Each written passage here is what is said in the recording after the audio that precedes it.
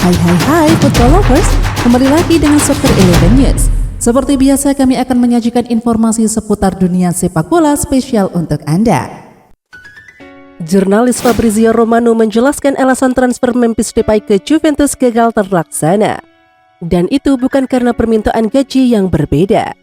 Juventus bisa menggait Memphis Depay secara gratis dengan sang striker berusia 28 tahun tersebut hendak memutus kontraknya dengan Barcelona. Mereka dikabarkan akan mencapai kesepakatan perihal kontrak berdurasi 2 tahun. Namun dalam kabar sebelumnya, disebutkan bahwa kesepakatan di antara kedua belah pihak adalah upah besar 5 juta euro per tahun, disertai bonus sebesar 2 juta euro. Kemudian muncul kabar bahwa Memphis Depay menginginkan upah yang lebih besar daripada itu. Menurut Fabrizio Romano itu tidaklah benar. Jurnalis asal Italia itu menjelaskan bahwa mantan penyerang Manchester United itu tidak pernah mengubah permintaan apapun kepada Juventus. Arkadiusz Milik berada di Turin untuk merampungkan proses transfernya dari Olympique Marseille ke Juventus. Sang striker timnas Polandia itu akan menjadi rekrutan kelima Il Bianconeri musim panas ini. Juventus meraih kesepakatan transfer dengan Olympique Marseille untuk peminjaman Arkadiusz Milik seharga 2 juta euro dan opsi untuk dipermanenkan seharga 8 juta euro. Fabrizio Romano menjelaskan, si Nyonya tua hanya perlu membayar dana fix sebesar 1 juta euro, sedangkan 1 juta euro lainnya adalah bonus. Kini Milik telah tiba di Turin. Sebagaimana unggahan dari akun resmi Juventus di media sosial pada Kamis 25 Agustus malam waktu Indonesia Barat.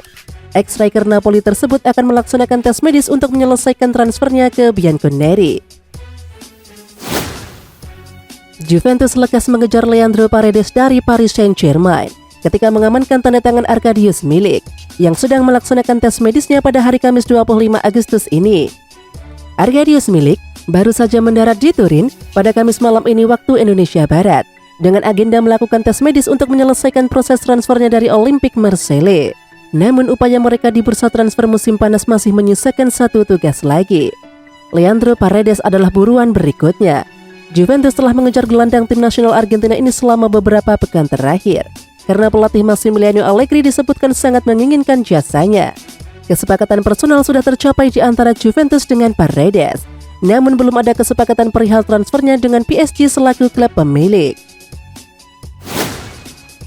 AS Roma nampaknya sangat serius untuk mendatangkan Denis Zakaria lantaran klub ibu kota Italia itu dikabarkan telah membuka pembicaraan dengan Juventus selaku klub pemiliknya. Yellow Rossi terpaksa terjun lagi ke bursa transfer musim panas ini untuk mencari gelandang baru lantaran Georginio Wijnaldum mengalami cedera. AS Roma disebut tengah mempertimbangkan sejumlah opsi untuk sisa bursa transfer musim panas ini, dan Denis Zakaria termasuk di antaranya. Menurut klaim dari Sport Mediaset, Roma telah melakukan pendekatan kepada Juventus untuk menanyakan kemungkinan merekrut Zakaria, yang nampaknya tidak berhasil meyakinkan Massimiliano Allegri sejak direkrut dari Borussia Mönchengladbach pada bulan Januari lalu. AS Roma sebentar lagi meresmikan Andrea Belotti, pemain yang sudah lama diidamkan Jose Mourinho. Meski peresmian Andrea Belotti sudah di depan mata, Jose Mourinho tampaknya belum puas dengan pasukan AS Roma saat ini. Sebenarnya, Jose Mourinho sudah meminta AS Roma mendatangkan bek baru dari klub kaya raya Prancis PSG, yakni Abdou Diallo sebelum bursa transfer Liga Italia ditutup. Di sisi lain, setelah AC Milan mundur dari perburuan Abdou Diallo, AS Roma siap meramaikan penjualan Abdou Diallo. Atas permintaan The Special One, AS Roma berencana memboyong pemain 26 tahun tersebut hijrah ke Italia seperti rekan setimnya Georginio Wijnaldum. Menyusul cedera parah yang menimpa Georginio Wijnaldum, sejumlah media Italia mengabarkan jika Raja Nainggolan berpotensi untuk menjadi pelapis sementara Wijnaldum di Stadion Olimpico. Banyak tifosi pun setuju dengan kepulangan Nainggolan ke ibu kota Italia. Sayangnya, sang gelandang menutup rapat peluangnya untuk CLBK bersama AS Roma, lantaran Nainggolan ingin menghormati kontraknya bersama Royal Antwerp yang masih tersisa hingga 2023.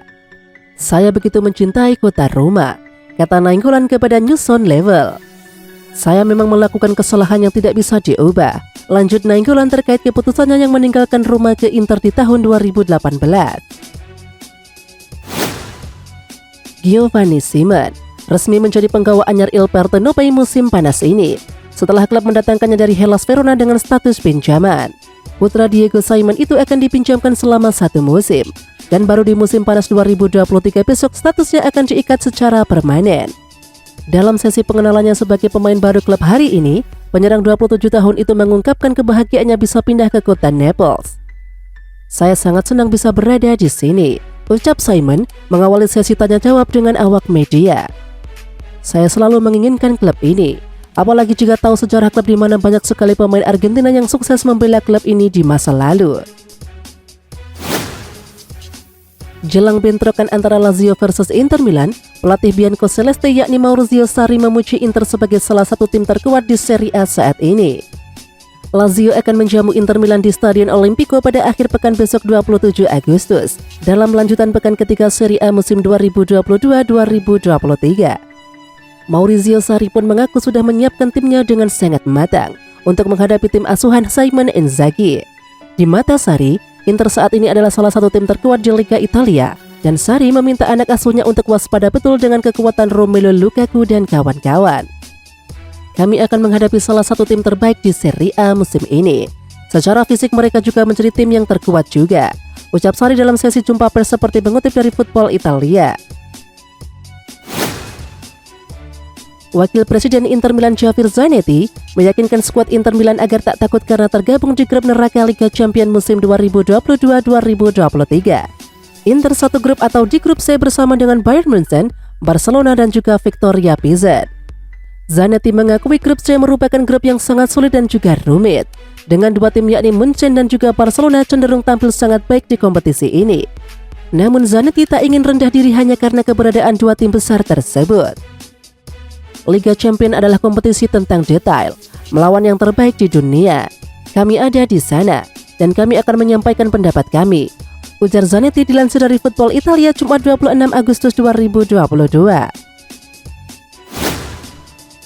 Direktur Teknik AC Milan Paolo Maldini mengaku puas dengan hasil drawing Liga Champions pada Kamis 25 Agustus 2022 malam waktu Indonesia Barat.